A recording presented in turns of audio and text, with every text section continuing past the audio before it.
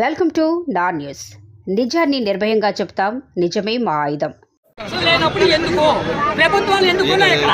విజయనగరం జిల్లా శృంగవరపుకోట తహసీల్దార్ కార్యాలయంలో ఏర్పాటు చేసిన ప్రజా దర్బార్లో పలు సమస్యలపై అధిక సంఖ్యలో ఫిర్యాదులు వచ్చాయి.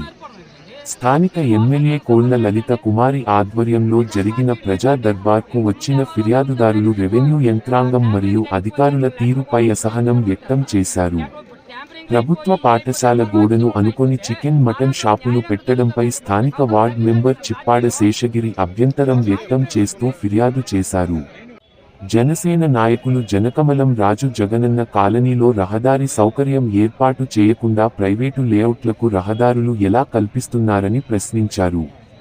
ఎమ్మెల్యే మరియు తహసీల్దార్ నచ్చజెప్పే ప్రయత్నాలు చేసినప్పటికీ ఫిర్యాదుదారులలో అసంతృప్తే కనిపించింది.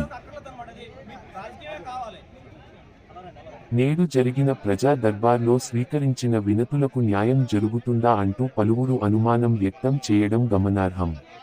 ఈ కార్యక్రమంలో తెలుగుదేశం పార్టీ రాష్ట్ర కార్యదర్శి ఇందుకూరి సుధారాణి, జనసేన పార్టీ నియోజకవర్గం ఇన్ఛార్జ్ వబ్బిన సత్యనారాయణ, స్థానిక ఎంపీపీ సండి సోమేశ్వరరావు మరియు తెలుగుదేశం జనసేన పార్టీ నాయకులు, కార్యకర్తలు పాల్గొన్నారు.